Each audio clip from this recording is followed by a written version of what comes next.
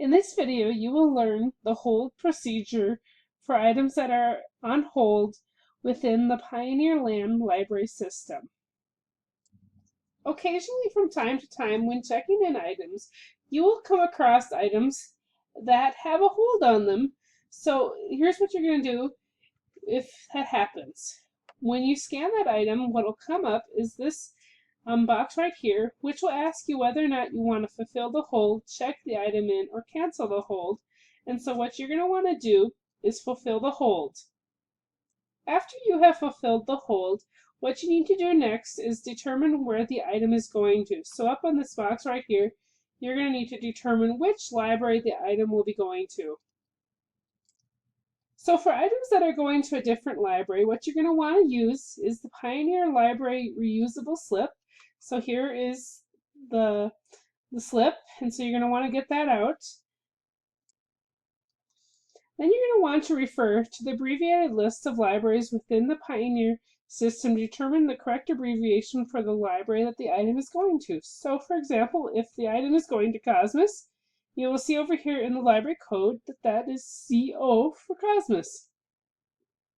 Next, on the slip, you are going to circle the library that the item is going to. So if the item is going to Cosmos, you will circle this one right here for Cosmos. So after you have circled the library that the item is going to, what you're going to do next is you're going to fold the slip, if needed, so that the circled abbreviation is at the top. Next, you will place the slip in the middle of the book, and when you do this, make sure that the circled abbreviation can be seen when you close the book. So you're going to want it to still be able to read which library it is going to after you have closed the book. After you have prepared the slip, you can now go ahead and click No for printing a transit slip. It is important to note that you do not want to click No before you have prepared the slip, because this pop-up window tells you which library the item is going to, so you need that information before you create your slip. Next, what you will do is you will take the item and place it on the hold shelf. Next, we will review the steps that you will follow for items that are going to be picked up at Litchfield.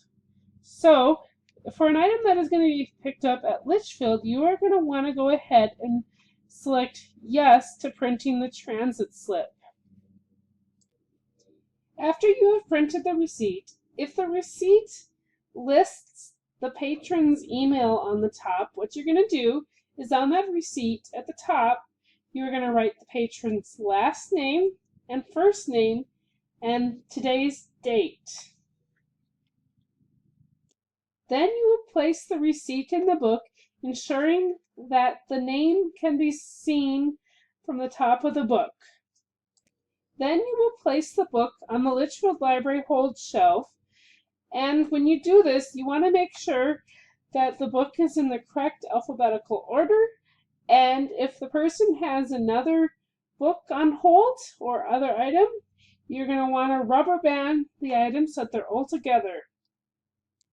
If the receipt does not list an email and only lists a phone number, what you will do is at the top, again, you will list the patron's last name and first name at the top of the receipt.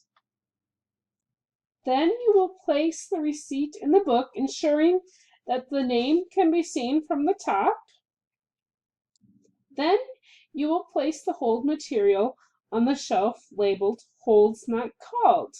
So now you have just learned the 3 different procedures for hold materials. Thank you for watching this video.